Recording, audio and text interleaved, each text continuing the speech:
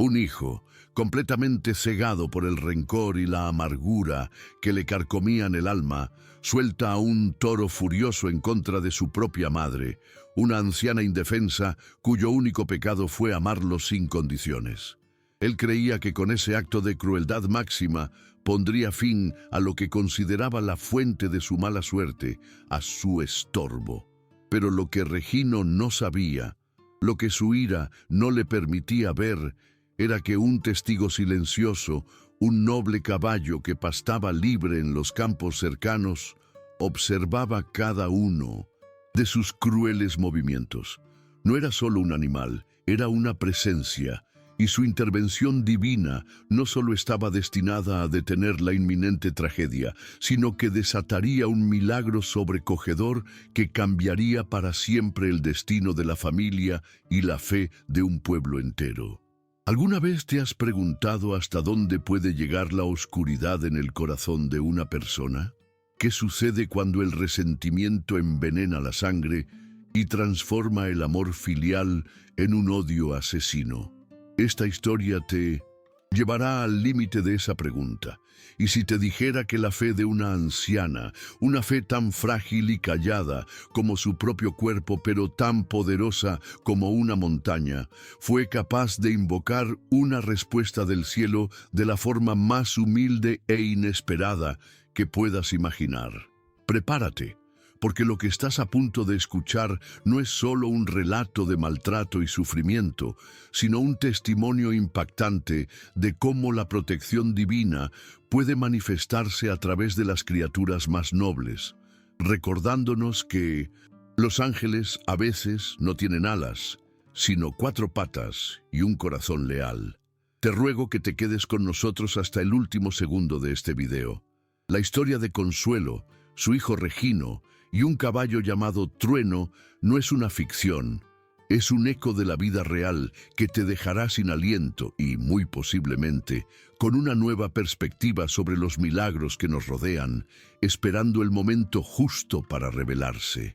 El desenlace de esta historia es tan increíble que ha sido contado de generación en generación en el pequeño pueblo de La Candelaria. Así que, si aún no lo has hecho, te invito a que te suscribas a nuestro canal y actives las notificaciones, porque lo que vas a presenciar te recordará que incluso en la noche más oscura, la esperanza puede relinchar con la fuerza de un trueno. El pueblo de La Candelaria era un lugar suspendido en el tiempo, un puñado de casas de adobe y techos de lámina que el sol castigaba sin piedad día tras día. El polvo lo cubría todo, una fina capa ocre que se levantaba con el viento y olía a tierra seca y a olvido. Irónicamente, su nombre, que evocaba luz y candelas, parecía una broma cruel del destino, pues La Candelaria era un lugar donde las esperanzas se apagaban lentamente, como velas consumidas por una brisa de resignación. Los días transcurrían lentos, marcados por el canto de los gallos y el lejano murmullo del ganado. Pero bajo esa aparente paz rural se escondían historias de lucha silenciosa, de deudas impagables y de una fe que se aferraba a la vida con la misma terquedad que los mezquites a la tierra árida. En las afueras de este pueblo, casi escondida por un recodo del camino, se encontraba la choza de Consuelo. Era una construcción humilde, con paredes de adobe agrietadas por décadas de sol y lluvia, que parecían un mapa de la propia vida de su dueña. Por dentro, la pobreza era evidente. Un catre de madera, una pequeña mesa con 2 sillas desvencijadas y un rincón ennegrecido por el humo donde cocinaba lo poco que tenía. Sin embargo, a pesar de la escasez, un aire de dignidad y limpieza lo impregnaba todo. El suelo de tierra estaba cuidadosamente barrido y un pequeño altar en la esquina, con una imagen gastada de la Virgen de Guadalupe y flores silvestres siempre frescas, era el único punto de color y vida en la penumbra de la habitación.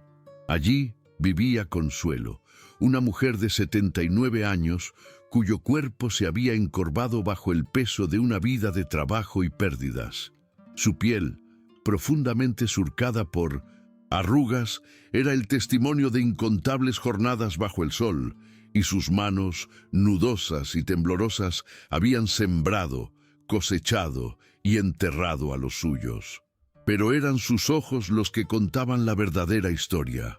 Aunque a menudo, velados por una tristeza profunda, guardaban una luz inquebrantable, la llama de una fe que ni la más cruel de las tormentas había logrado extinguir. Cada movimiento suyo era lento, medido por el dolor de sus viejos huesos, pero en su lentitud había un ritmo, una especie de oración en movimiento que convertía su rutina de sufrimiento en un acto de devoción silenciosa. Su día a día era un calvario discreto. El dolor en su espalda era un compañero constante, un clavo ardiente que le recordaba su fragilidad. Pero Consuelo nunca se quejaba. En su mente cada punzada era una cuenta más en el rosario de su vida, una ofrenda a Dios. Sostenía entre sus dedos las cuentas lisas y gastadas de su único tesoro, un viejo rosario de madera, y sus labios musitaban avemarías, ya casi inaudibles. No pedía por el fin de su dolor ni por riquezas, ni siquiera por un poco de consuelo. Su oración más ferviente, la que repetía hasta que el sueño la vencía, era siempre la misma.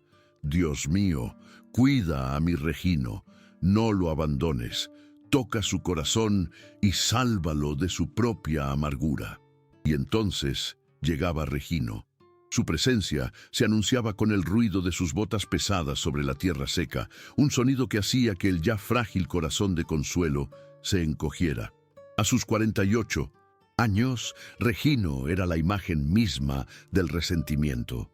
Su rostro, endurecido y curtido por el sol, rara vez se suavizaba en una sonrisa. Tenía el ceño permanentemente fruncido, como si estuviera en una constante disputa con el mundo entero. Su ropa, descuidada y manchada de tierra, reflejaba el abandono en el que se había sumido su propia alma. No entraba a la choza, se paraba en el umbral, proyectando una sombra que oscurecía aún más el interior y traía consigo un frío que nada tenía que ver con la temperatura. La crueldad de Regino no necesitaba de golpes para ser devastadora. Se servía en dosis diarias de humillación y desprecio. Otra vez sentada sin hacer nada, vieja inútil, le gritaba si la encontraba descansando un momento. Parece que lo único que sabes hacer es gastar el poco aire que queda en este maldito pueblo. Le racionaba la comida con una mezquindad calculada, dejándole apenas un puño de frijoles y unas cuantas tortillas duras.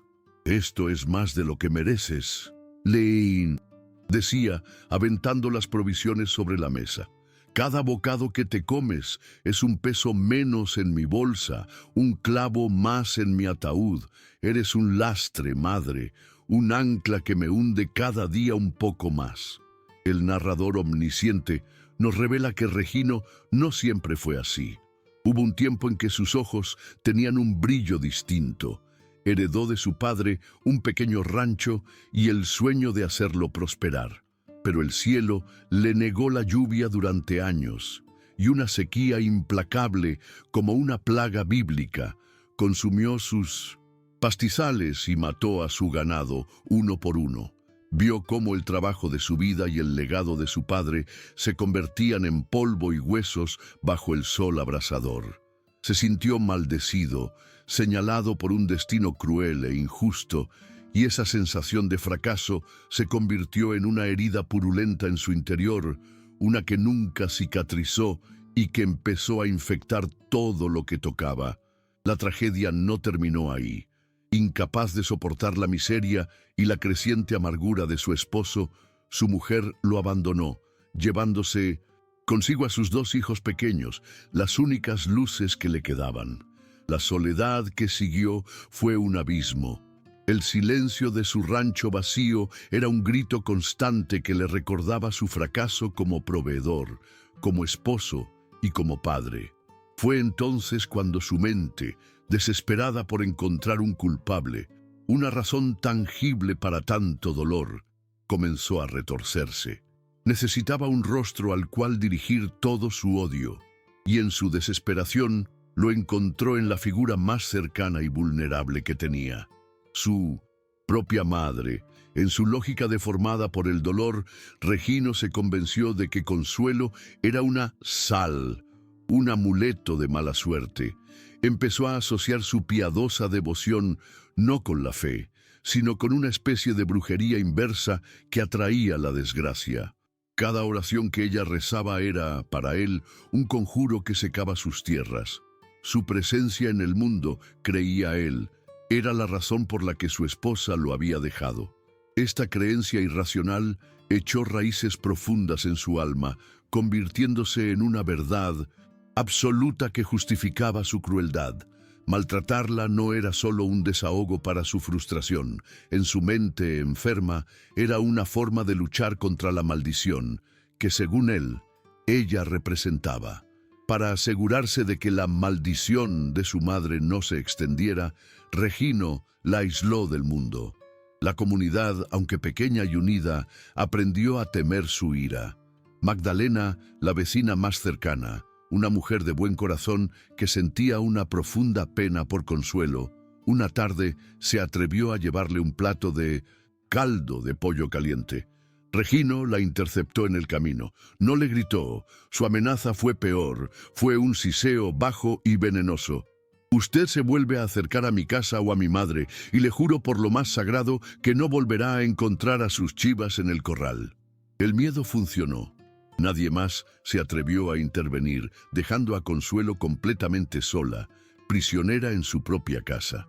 Aún así, en lo más recóndito del corazón endurecido de Regino, una pequeña brasa de humanidad se negaba a extinguirse por completo.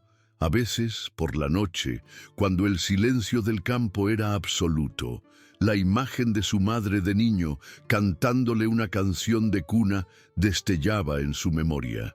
Sentía una punzada de algo parecido a la culpa, un eco lejano de amor que lo hacía sentir un profundo asco de sí mismo, pero aplastaba ese sentimiento con una ferocidad renovada, alimentando su ira como si fuera el único fuego que pudiera mantenerlo caliente en la fría soledad de su vida. Regino no lo admitiría ni bajo tortura, pero en el fondo, su crueldad era un escudo para ocultar un miedo aterrador, el miedo de estar completamente solo y sin amor. Y era en esos momentos, después de que la sombra de Regino se marchaba, dejando tras de sí un rastro de humillación y silencio, cuando Consuelo buscaba su única ventana al mundo exterior. No para ver el pueblo o a los vecinos, sino para mirar hacia los campos abiertos que se extendían más allá de su pequeño corral.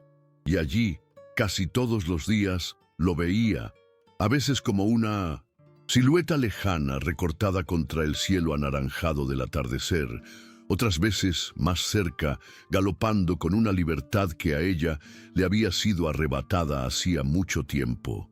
Era Trueno, un imponente caballo criollo de color zaino, un destello de vida salvaje y poder en medio de su mundo opresivo. Trueno era una criatura magnífica. Su pelaje oscuro brillaba bajo el sol como si estuviera pulido, y sus músculos se movían con una gracia y una fuerza que hipnotizaban. Había sido abandonado por un hacendado que se mudó de la región, pero el caballo no parecía perdido. Al contrario, parecía el dueño de toda esa tierra.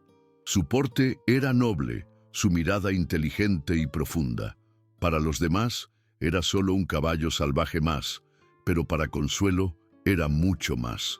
En su majestuosidad, ella no veía a un simple animal, sino un símbolo de la fuerza indomable de la creación de Dios. Una prueba de que la belleza aún existía, incluso en los rincones más olvidados del mundo. Entre la anciana y el caballo, se había forjado un lazo silencioso y sagrado, una conexión que no necesitaba palabras. Todas las tardes, Consuelo guardaba un pedazo de su magra ración de tortilla y con pasos lentos y dolorosos se acercaba a la cerca de madera que delimitaba su propiedad. No intentaba llamarlo ni domesticarlo. Simplemente dejaba la ofrenda sobre el poste más alto y se quedaba allí, mirándolo. Le hablaba en susurros, contándole sus penas, sus miedos y sus esperanzas, confiándole al viento las palabras que no se atrevía a decir en voz alta. Era su único acto de verdadera libertad, su pequeña rebelión de ternura en un mundo de crueldad. Y Trueno parecía entender. El narrador omnisciente nos cuenta que el caballo, dotado de una sensibilidad que trascendía su naturaleza animal, sentía la bondad que emanaba de aquella frágil figura. No se acercaba por la simple tortilla, aunque la aceptaba con delicadeza una vez que ella se retiraba. Se quedaba cerca porque la presencia de Consuelo era un remanso de paz. En su existencia solitaria, desde la distancia, sus ojos sabios captaban el temblor de sus manos, la tristeza de sus hombros encorvados, y de alguna manera inexplicable parecía percibir la pureza de su alma y la pesadez de su sufrimiento. El viento le traía el murmullo de sus oraciones, y él permanecía quieto, como un guardián silencioso escuchando una plegaria. Para Consuelo, ver a Trueno cada día era un milagro que renovaba sus fuerzas. Él era su esperanza con crines y pezuñas, la promesa de que no estaba completamente sola. Su galope libre era una oración visual, su relincho distante, un canto de fortaleza. Se convirtió en su santo personal, un ángel de 4 patas enviado para recordarle que la creación de Dios era vasta y misteriosa. Por la noche, cuando se arrodillaba frente a su altar, sus oraciones a la Virgen de Guadalupe incluían ahora una petición especial. Y cuida también a ese noble animal, madre mía. Dale agua fresca y buenos pastos. Protégelo de todo mal, porque en su libertad, me recuerdas que tú nunca nos abandonas del todo. Aquel día el calor en la Candelaria era diferente. No era el calor seco y tolerable de siempre, sino un bochorno espeso y sofocante, como si el aire mismo estuviera preñado de una furia a punto de estallar. El cielo, de un azul pálido y lechoso, parecía una cúpula de metal al rojo vivo. No corría ni la más mínima brisa y el silencio era tan pesado que zumbaba en los oídos. En su choza, Consuelo se sentía más débil que nunca. Cada bocanada de aire se sentía como un sorbo de fuego líquido y una pesadez anómala se había instalado en sus miembros, un mal presagio que no sabía cómo interpretar, pero que le oprimía el pecho con una angustia desconocida. Fue en medio de esa calma tensa que llegó Regino. No venía con las manos vacías, cargaba un solo balde de metal que brillaba bajo el sol inclemente, lleno hasta el borde con agua fresca del pozo del pueblo, el único que no se había secado. Lo dejó caer sobre la mesa de madera, con un golpe seco y resonante que sobresaltó a Consuelo. «Aquí tienes», dijo con voz áspera, «agua limpia, más valiosa que el oro en este maldito secarral. A ver si por lo menos eres capaz de no desperdiciarla, ya que no sirves para nada más. Mírala bien, porque es la última que traigo hasta la próxima semana». Consuelo asintió en silencio, con la mirada baja. El corazón le latía con fuerza, no solo por el esfuerzo de existir en aquel calor, sino por el miedo que la voz de su hijo siempre le provocaba.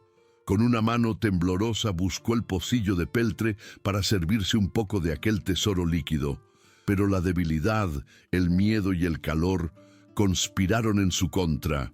Sus dedos, frágiles como ramas secas, resbalaron. En un instante que pareció durar una eternidad, el balde se inclinó, vaciló y se volcó. El agua, clara y preciosa, se derramó en un torrente oscuro que la tierra sedienta absorbió en segundos, dejando solo una mancha húmeda como prueba del desastre. El silencio que siguió fue más aterrador que cualquier grito. Regino no se movió. Se quedó mirando la mancha de tierra mojada, y Consuelo pudo ver cómo una transformación terrible ocurría en su rostro. La máscara de simple enojo y resentimiento que llevaba a diario se resquebrajó, y por debajo asomó algo mucho más oscuro, una demencia fría y calculadora. El narrador nos revela que ese pequeño accidente doméstico fue la gota que colmó el vaso de su alma rota. No vio a una anciana débil cometiendo un error, vio la personificación de su mala suerte, la sal de su vida, derramando deliberadamente la última gota de su esperanza en el polvo. Y entonces estalló. No fue un grito, fue un rugido gutural, un sonido animal que salió de lo más profundo de su pecho. «Lo hiciste a propósito», bramó, y la furia le descompuso las facciones. «Bruja, maldita sea la hora en que nací de ti». Antes de que Consuelo pudiera reaccionar o balbucear una disculpa, él se abalanzó sobre ella. La agarró del brazo con una fuerza que le hizo ver estrellas. Sus dedos se clavaron en la piel frágil de su madre como garras y la levantó de la silla. «Derramaste mi agua», siseó, con la cara a centímetros de la de ella. «Ahora verás lo que se siente cuando a uno se le acaba todo. Hoy se te acaba a ti». Comenzó a arrastrarla hacia afuera, sacándola de la penumbra de la choza hacia la luz cegadora y cruel del sol del mediodía. Consuelo, demasiado aturdida y débil para resistir, apenas podía mantenerse en pie. Las piedras y las ramas secas del suelo le rasgaban los pies descalzos, pero el dolor físico era nada comparado con el terror y la confusión que inundaban su mente. ¿Por qué? ¿Por qué su propio hijo la trataba con tanto odio? El mundo a su alrededor se convirtió en un borrón de luz y polvo, y el único punto fijo era la mano de Regino, esa mano que una vez había sostenido con ternura y que ahora era un grifo de hierro que la arrastraba hacia su perdición.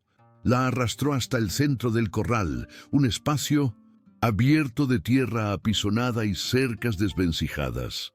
Allí se alzaba un poste de madera, carcomido por el sol y las termitas, que apenas se sostenía en pie. Con una frialdad espeluznante, Regino la empujó contra él y, usando una soga áspera y sucia que tenía preparada, le ató las muñecas. La cuerda le despellejó la piel delicada y las astillas del poste se le clavaron en la espalda. Consuelo gimió, no tanto por el dolor, sino por la humillación absoluta.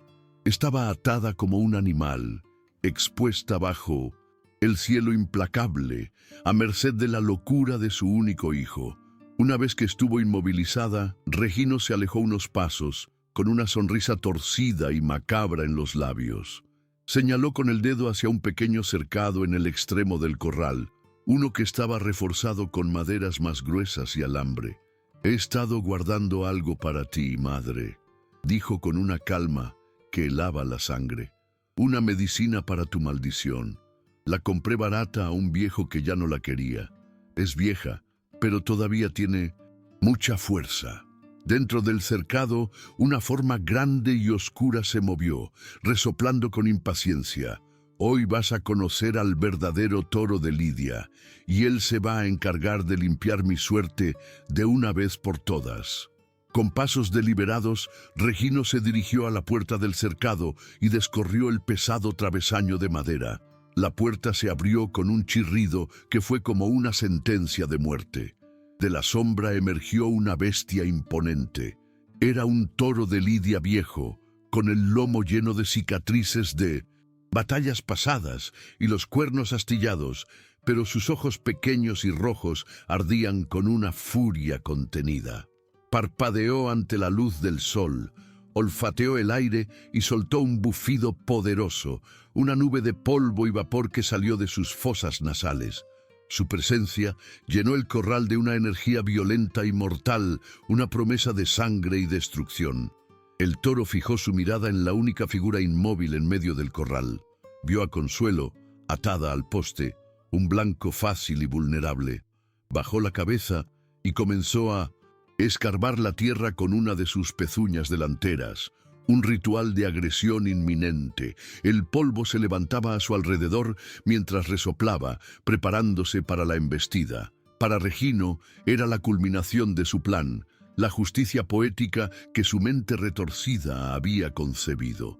Para Consuelo era el fin. El tiempo pareció detenerse.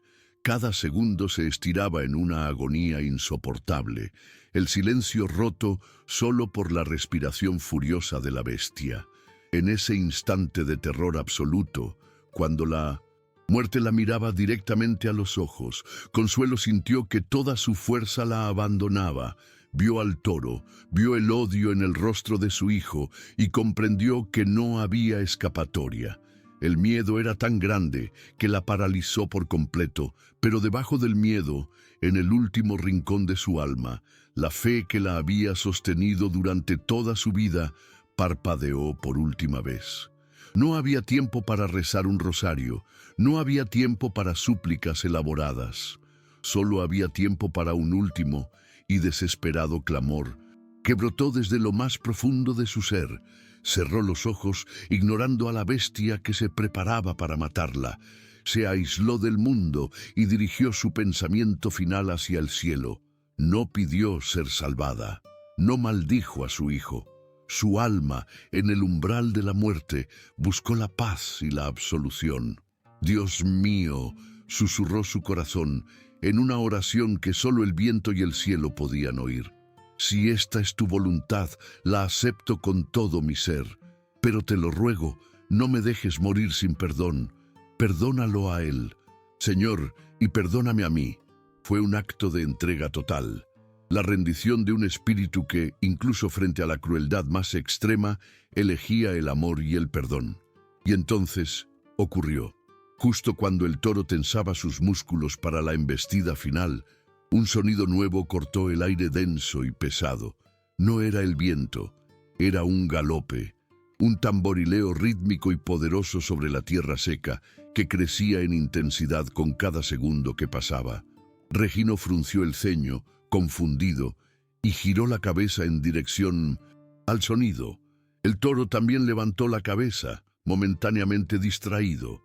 El sonido se convirtió en un estruendo, como una pequeña avalancha que se acercaba a una velocidad imposible. Era un sonido de poder puro, un anuncio de que algo inevitable estaba a punto de suceder. Sobre la pequeña loma que bordeaba el campo, apareció una silueta negra recortada contra el cielo brillante. Era Trueno, pero no era el caballo sereno que pastaba pacíficamente. Este era un ser transformado. Galopaba con una furia y una determinación que no parecían de este mundo. Sus ojos, normalmente sabios y tranquilos, ahora ardían con un fuego justiciero. El sol arrancaba destellos de su pelaje oscuro como si fuera metal pulido, y cada tranco que daba hacía vibrar el suelo. No corría, cargaba, se dirigía directamente hacia el corral, una flecha de materia viva y oscura disparada por una mano invisible y divina. No buscó la entrada, no vaciló. Con una explosión de poder que desafiaba toda lógica, Trueno se lanzó de cabeza contra la débil cerca de madera del corral. El impacto fue brutal, cataclísmico. Las tablas de madera, resecas por el sol, estallaron en 1000 astillas como si fueran de papel. El sonido, un crujido ensordecedor seguido de un estallido, resonó como un disparo en todo el valle. Fue un acto de fuerza sobrenatural, una demostración de que ninguna barrera terrenal podía contener la misión que lo impulsaba en ese momento. Se abrió paso no como un animal, sino como una fuerza de la naturaleza. Una vez dentro del corral, en medio de una nube de polvo y escombros de madera, Trueno se encabritó. Se alzó sobre sus patas traseras, un monumento imponente de furia y majestad, su cuerpo tapando el sol por un instante, y entonces relinchó. Pero no fue el relincho de un caballo. Fue un grito de guerra, un clarín que rasgó el silencio y el calor, un sonido tan potente y lleno de autoridad que pareció hacer temblar el cielo. El grito heló la sangre de Regino, que retrocedió un paso, paralizado por el asombro y un terror primordial. El toro, por su parte, se detuvo en seco, su furia animal repentinamente eclipsada por esa manifestación de poder superior.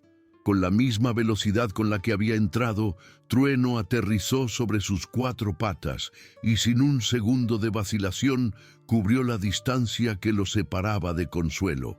Con una precisión milimétrica, se interpuso entre la anciana atada y el toro desconcertado. Se plantó firmemente en el suelo, convirtiendo su propio cuerpo en un escudo viviente. Sus músculos estaban tensos como cuerdas de acero, su cabeza erguida en un gesto de desafío absoluto, y sus hollares se dilataban, expulsando aire caliente. No había miedo en él, solo una determinación inquebrantable. Estaba allí para proteger, para defender a la única persona que le había mostrado bondad. El toro, que segundos antes estaba listo para matar, ahora se encontraba frente a un adversario inesperado y aterrador. La bestia de Lidia, criada para la agresión, vaciló. Dio un paso atrás, confundido e intimidado.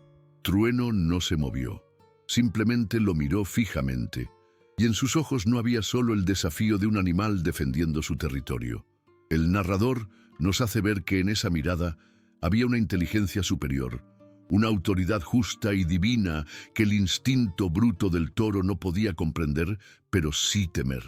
La bestia, vencida no por la fuerza, sino por una presencia espiritual abrumadora, bajó la cabeza y emitió un bufido bajo, casi un gemido de sumisión. Milagro se había consumado. El tiempo pareció quedar suspendido en el corral de Consuelo. Por un instante eterno, la escena se congeló. El toro humillado, el caballo guardián y el hombre roto de rodillas. El aire, antes cargado de violencia, ahora vibraba con una energía distinta, una especie de asombro sagrado. La furia del toro se había disuelto como sal en el agua, reemplazada por un miedo primario ante una autoridad que no comprendía. Con un último bufido que sonó más a quejido que a amenaza, la enorme bestia giró sobre sí misma con torpeza y se retiró con el rabo entre las patas, caminando dócilmente de regreso al cercado del que había salido, como si una mano invisible lo estuviera guiando. Una vez que la amenaza se hubo desvanecido por completo, la postura de Trueno cambió. El guerrero divino desapareció para dar paso de nuevo al ser noble y gentil que Consuelo conocía. Relajó sus músculos tensos y giró lentamente su cabeza hacia la mujer atada al poste. El fuego de sus ojos se había extinguido, y en su lugar ahora había una mirada de una suavidad y una preocupación tan profundas que parecían humanas. Se acercó un paso más a ella y emitió un relincho bajo y suave, un sonido gutural que no era más que un susurro, como si le estuviera diciendo: «Ya estás a salvo, el mal se ha ido». Fue ese gesto de ternura, esa delicadeza del caballo hacia la madre que él había intentado asesinar, lo que finalmente quebró a Regino. Ver a ese animal mostrar más compasión y amor, protector del que él, su propio hijo, había mostrado en décadas, fue como recibir un golpe directo en el alma. Las fuerzas lo abandonaron por completo y se desplomó sobre sus rodillas, cayendo pesadamente en el polvo que momentos antes ansiaba ver manchado de sangre. Una ola de culpa y un temor divino lo inundaron, ahogándolo, limpiándolo de toda la ira y el resentimiento que lo habían sostenido durante años. El narrador nos sumerge en el colapso de su mundo interior. Las gruesas paredes de odio y autojustificación que había construido a su alrededor se vinieron abajo como si fueran de arena. De repente, ya no vio a un simple caballo. Vio una intervención, un juicio celestial que se había manifestado en la tierra para detener su monstruosidad. Por primera vez en años, se vio a sí mismo con una claridad aterradora, no como la víctima de una maldición, sino como el verdugo, como la fuente misma del mal. El milagro no había sido solo para salvar a su madre, había sido para condenarlo a él. para forzarlo a ver la verdad. Un torrente de recuerdos vergonzosos lo asaltó con la fuerza de una riada. Cada palabra cruel, cada humillación, cada plato de comida que le negó, cada una de sus miradas de desprecio desfiló ante sus ojos. Vio el rostro de su madre, no como el de un estorbo, sino como el de una mártir silenciosa que había soportado su tiranía con un amor incomprensible, y entonces comenzó a llorar. No eran las lágrimas de autocompasión a las que estaba acostumbrado. Era un llanto desgarrador, profundo y feo, que brotaba de una vergüenza tan inmensa que sentía que le partiría el pecho en dos. Miró sus propias manos, las manos que habían arrastrado a su madre, las que habían atado la soga con fría determinación. Ahora las veía como si no le pertenecieran, como las garras de un monstruo que había habitado su cuerpo. La comprensión total de su pecado cayó sobre él con el peso de una montaña. Había intentado matar a la mujer que le dio la vida, la única persona en el mundo que, a pesar de todo, rezaba por su alma cada noche. La revelación fue tan devastadora, tan absoluta, que deseó que la tierra se abriera y se lo tragara para siempre. Pero el relincho de trueno no solo había sido una sentencia para Regino, había sido una llamada, una alarma que rasgó la quietud opresiva de la Candelaria. El sonido, antinatural y poderoso, había viajado por el aire caliente, colándose por las puertas y ventanas abiertas de las casas del pueblo. No fue un sonido que se pudiera ignorar o atribuir al ganado. Tenía una urgencia, una cualidad épica que hablaba de algo terrible o de algo milagroso. Los habitantes, que hasta entonces habían vivido sus vidas fingiendo no ver el sufrimiento de Consuelo, se detuvieron en seco, con el corazón en un puño. Magdalena, la vecina de buen corazón, fue la primera en asomarse. El miedo a Regino había sellado sus labios, pero no había apagado su conciencia. Aquel grito equino había sonado demasiado cerca, demasiado desesperado. Vio cómo otras cabezas aparecían en las puertas vecinas, rostros llenos de la misma pregunta temerosa. La inercia de la comunidad, cimentada en el miedo, comenzaba a resquebrajarse. Un hombre gritó lo que todos pensaban: «Eso fue en casa de doña Consuelo», y esa simple frase actuó como un catalizador. La preocupación colectiva finalmente se volvió más fuerte que el miedo individual. Como si una presa se hubiera roto, la gente empezó a salir de sus casas. Primero unos pocos, luego una docena. Liderados por Magdalena, que corría con una determinación que no sabía que poseía, y por dos rancheros valientes que ya no estaban dispuestos a ser cómplices con su silencio, se dirigieron en tropel hacia la choza de Consuelo.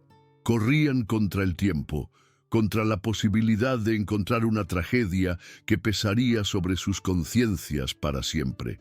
El miedo a la ira de Regino había sido reemplazado por la vergüenza de su propia inacción. Llegaron al corral y se detuvieron en seco. Un jadeo colectivo escapó de sus gargantas.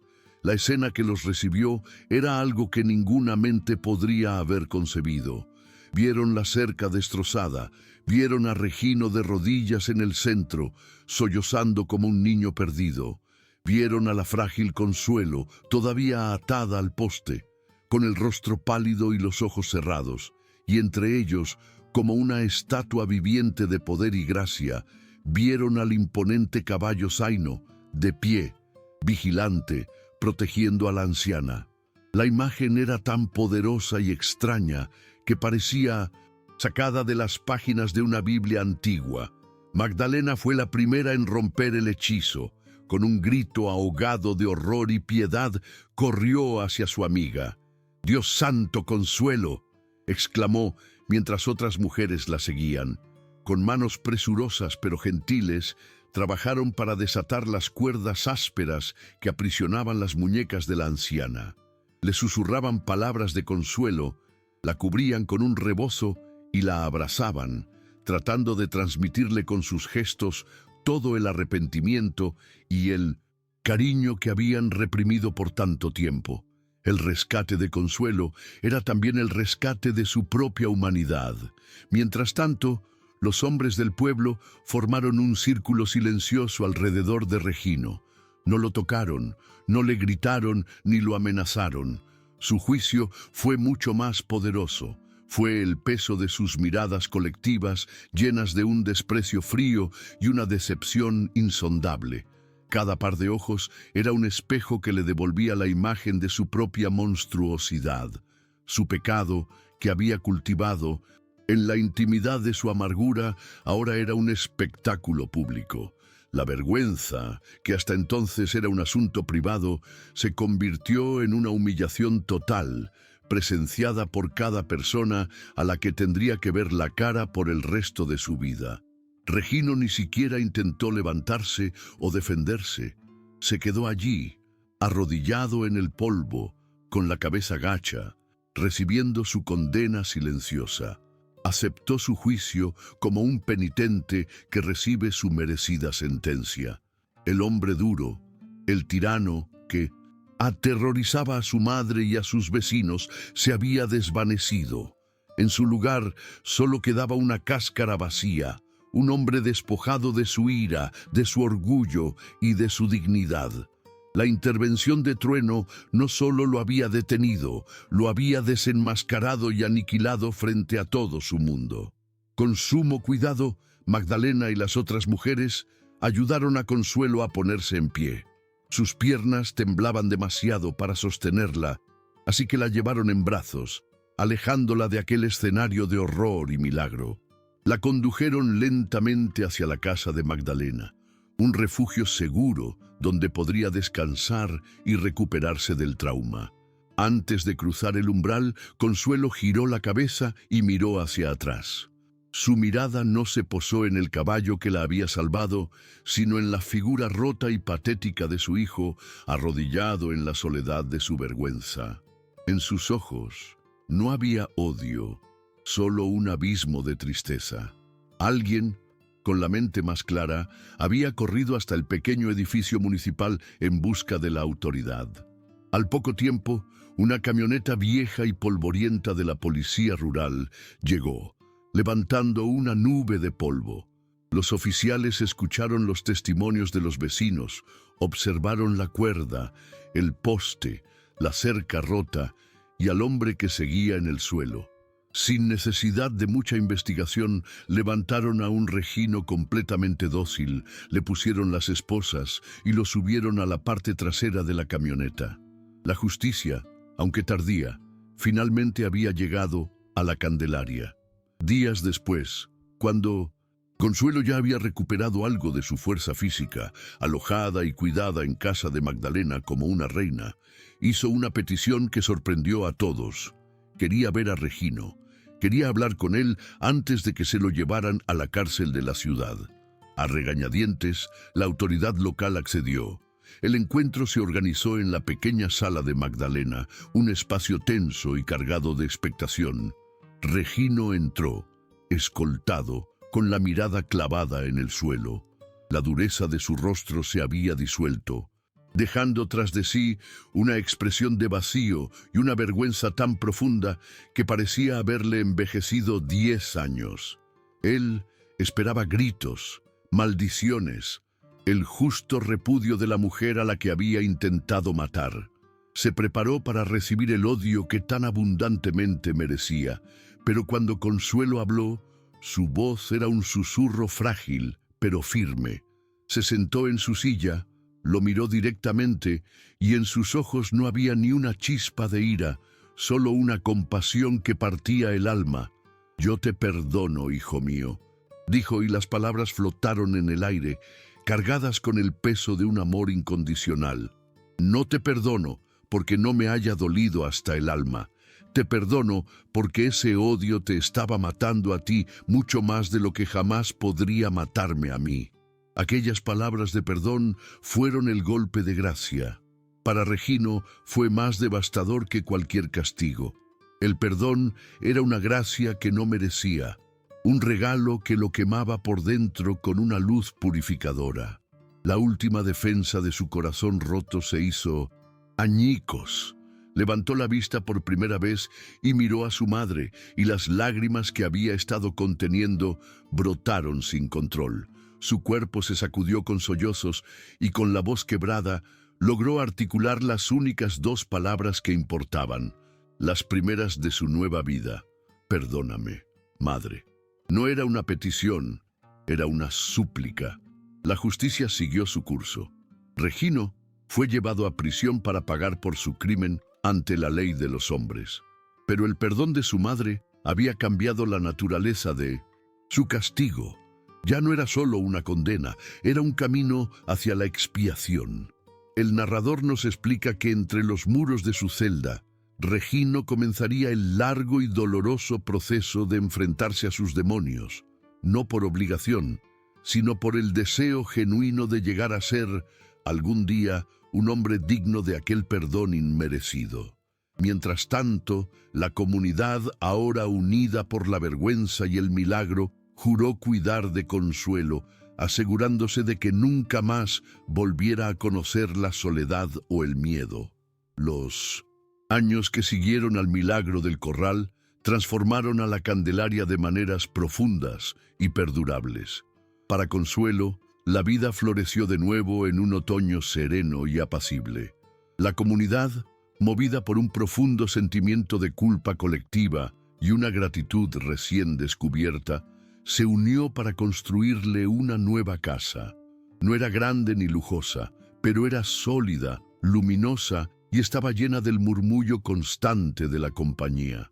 Se levantó a pocos metros de la de Magdalena y sus puertas y ventanas siempre estaban abiertas, dejando entrar la luz del sol, el aroma de las flores que los vecinos plantaron en su jardín y las risas de los niños que ahora jugaban cerca sin temor. La soledad se convirtió en un recuerdo lejano para ella. Cada mañana, Magdalena le llevaba café caliente y pan dulce, y se sentaban juntas a ver el amanecer, hablando no de las penas del pasado, sino de las pequeñas bendiciones del presente. Las mujeres del pueblo se turnaban para cocinarle, asegurándose de que nunca más le faltara un plato de comida caliente. Los hombres reparaban cualquier cosa que se rompiera en su casa y le llevaban leña para las noches frías. Consuelo ya no era la anciana olvidada en las afueras del pueblo. Se había convertido en el corazón latente de la Candelaria, una matriarca venerada, un símbolo viviente de la fe y la resiliencia. Su nueva rutina estaba marcada por la paz. Pasaba las tardes sentada en una mecedora en su porche, con su viejo rosario entre los dedos, pero sus oraciones habían cambiado. Ya no suplicaba con desesperación, ahora agradecía con serenidad.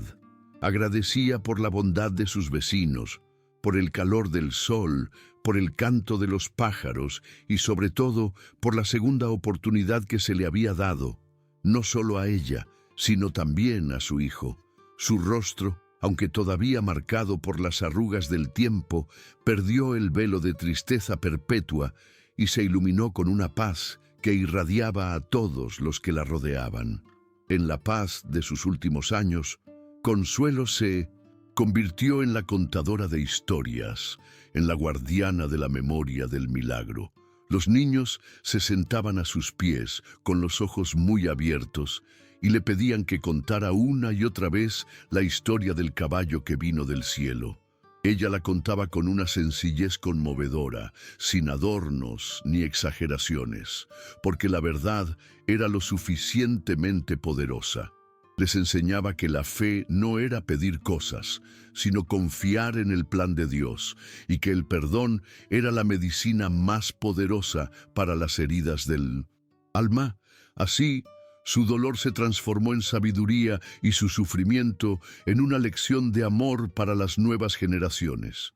Mientras tanto, entre los fríos muros de una prisión estatal, Regino comenzaba su propia y ardua peregrinación hacia la redención.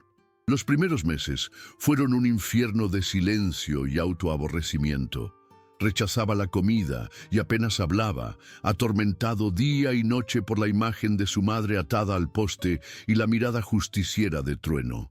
La brutalidad de la vida en la cárcel no era nada comparada con la brutalidad de su propia conciencia. El castigo de la ley era finito, pero él sabía que su verdadera sentencia era interna, un trabajo de por vida para reconstruir el alma que él mismo había destrozado. Un día recibió un paquete. Dentro encontró una Biblia con una nota de su madre. No contenía reproches ni sermones, solo 4 palabras: para que encuentres tu paz. Ese simple gesto de amor incondicional fue la primera piedra de su reconstrucción. Comenzó a leer, primero con escepticismo, luego con una necesidad desesperada de encontrar respuestas. En las historias de pecadores y redimidos, de caídas y perdones, comenzó a ver un reflejo de su propia miseria y una tenue luz de esperanza. El hombre que culpaba a Dios por sus desgracias comenzó a buscarlo en silencio, pidiendo no la libertad, sino la fuerza para cambiar. Con el tiempo, Regino empezó a escribir cartas a Consuelo. Al principio eran torpes, llenas de vergüenza.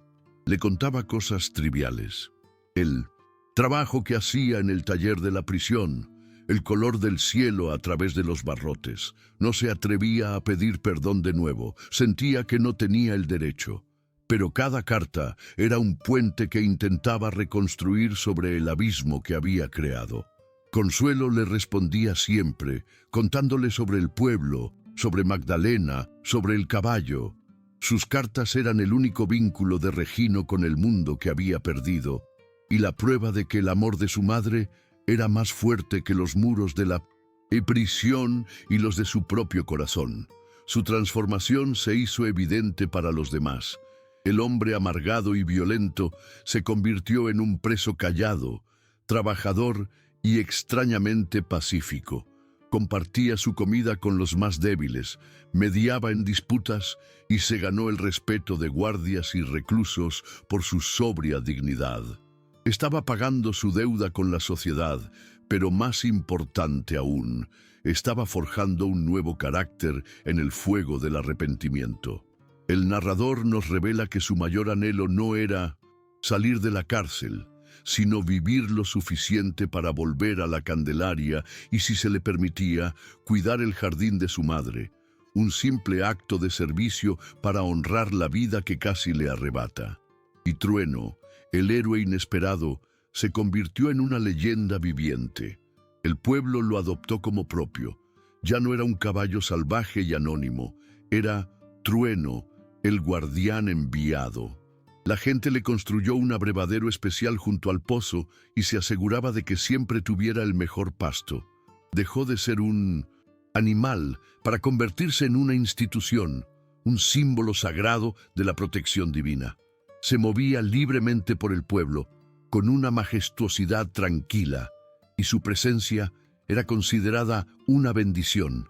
Las madres levantaban a sus hijos para que lo vieran pasar y le decían: «Mira, ahí va el ángel de la Candelaria».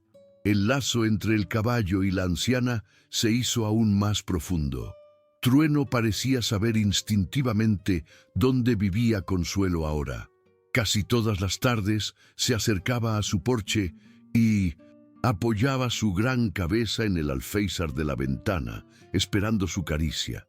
Consuelo le hablaba en susurros, le cepillaba las crines con sus manos temblorosas y compartía con él un trozo de manzana o una zanahoria. Eran 2 almas viejas que habían compartido un momento que trascendía la comprensión humana, y en el silencio de su compañía encontraban una paz mutua que era la envidia de todo el pueblo. La gente veía en esa amistad la prueba continua del milagro. No había sido un evento aislado. La protección de Trueno seguía manifestándose en su devoción diaria hacia Consuelo. Se convirtió en una estampa habitual y conmovedora. La anciana frágil y el poderoso caballo compartiendo un momento de afecto puro. Esta relación se convirtió en el centro de la nueva identidad del pueblo, un recordatorio constante de que el amor y la lealtad podían florecer en las formas más inesperadas, y de que Dios, a menudo, utiliza a sus criaturas más humildes para llevar a cabo sus obras más grandes.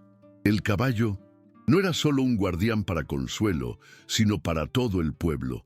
Los rancheros decían que desde el susto, como llamaban al evento, sus ganados estaban más sanos y los coyotes no se acercaban. Las cosechas parecían más abundantes.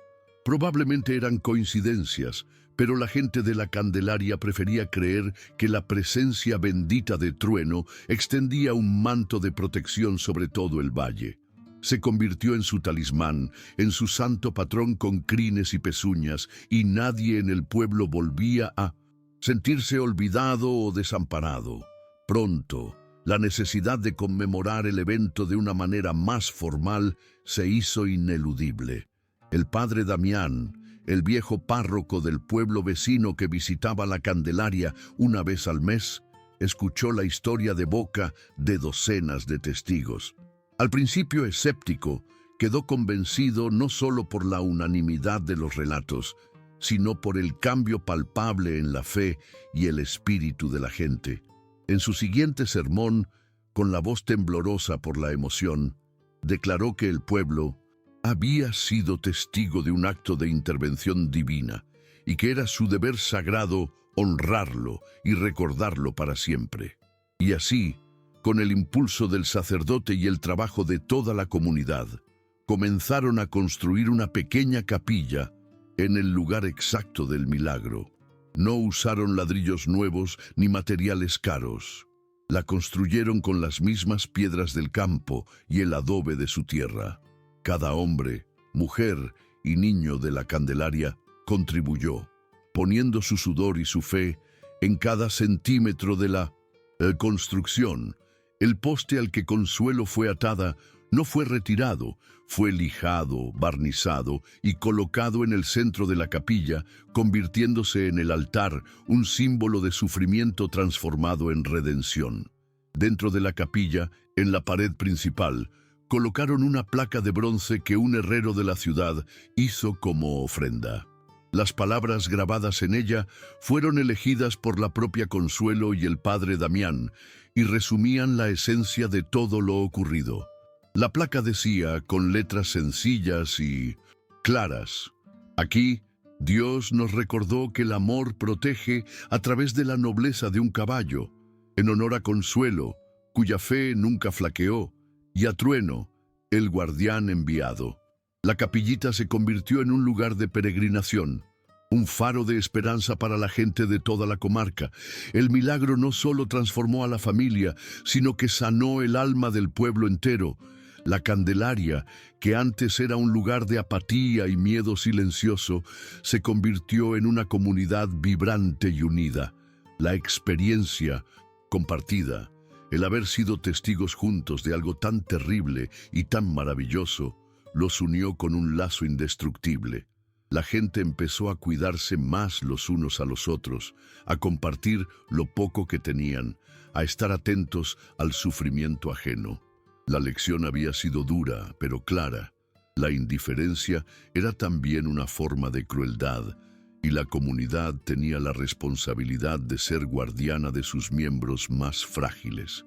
La historia se convirtió en leyenda, en el mito fundacional del nuevo, la Candelaria. Se contaba en las noches alrededor del fuego, se enseñaba en la pequeña escuela rural. Los abuelos se la contaban a sus nietos, no como un cuento de miedo, sino como una lección de fe. Hablaban del odio de un hijo, de la resistencia de una madre y del día en que Dios, cansado de tanta maldad, envió a un ángel con el aspecto de un caballo para poner las cosas en su sitio. La historia le dio al pueblo un sentido de propósito y una identidad sagrada. Con el paso de los años, la Candelaria se hizo famosa por su capilla del caballo. Viajeros y peregrinos venían a conocer el lugar, a dejar una flor en el altar, a intentar ver con sus propios ojos al legendario Trueno, que envejecía con la misma gracia y nobleza con la que había vivido. La historia de Consuelo se convirtió en un bálsamo para otros corazones rotos, una prueba de que el perdón es posible y de que la fe, por pequeña que sea, puede en verdad mover montañas o, en este caso, convocar a un guardián celestial. Vemos una última imagen años después. Consuelo, muy anciana, casi centenaria, se mece lentamente en su porche al atardecer. Su rostro es un mapa de paz.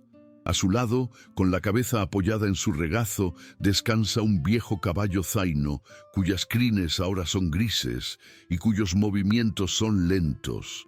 El sol poniente los baña a ambos en una luz dorada y melancólica. No necesitan palabras, son dos almas unidas por un secreto divino, la encarnación de una historia de dolor extremo y de una gracia aún más extrema.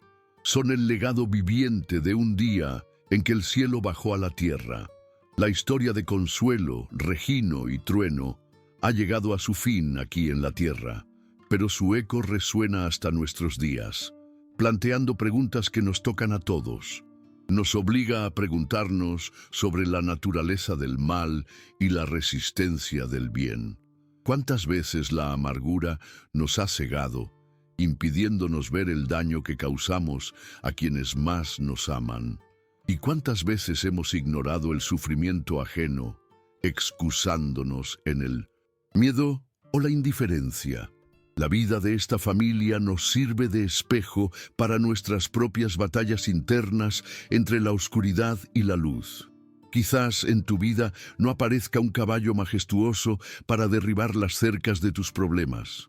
Los milagros raramente son tan espectaculares, pero se manifiestan de formas más sutiles, en la palabra amable de un extraño, en una segunda oportunidad que no esperabas, en la fuerza que encuentras para perdonar una ofensa que parecía imperdonable. La pregunta es, ¿has estado atento a las señales que la vida o Dios pone en tu camino? ¿O estás demasiado ocupado mirando tus propias heridas para reconocer la mano que se te extiende para ayudarte a sanar? Nos encantaría que este espacio se convirtiera en un punto de encuentro para esas historias. ¿Has sido testigo de un acto de protección que no puedes explicar? ¿Conoces el poder de un perdón que fue capaz de cambiarlo todo? ¿Has sentido una intervención en tu vida justo cuando estabas a punto de rendirte? Te invitamos a que compartas tu experiencia en la sección de comentarios. Tu historia, por pequeña que te parezca, puede ser la luz de esperanza que otra persona, en este preciso momento, está necesitando leer para seguir adelante. Si este relato sobre la fe inquebrantable de Consuelo y la intervención milagrosa de Trueno ha tocado tu corazón, te pedimos que nos lo hagas saber con un me gusta y que lo compartas con tus amigos y familiares para que este mensaje de esperanza llegue más lejos. Y, por supuesto, no olvides suscribirte a nuestro canal y activar la campanita de notificaciones. Tenemos muchas más historias inspiradoras como esta, relatos que nos recuerdan que, aunque a veces no lo parezca, no estamos solos en este mundo, porque el universo está lleno de guardianes inesperados y nuestra misión es contar sus historias.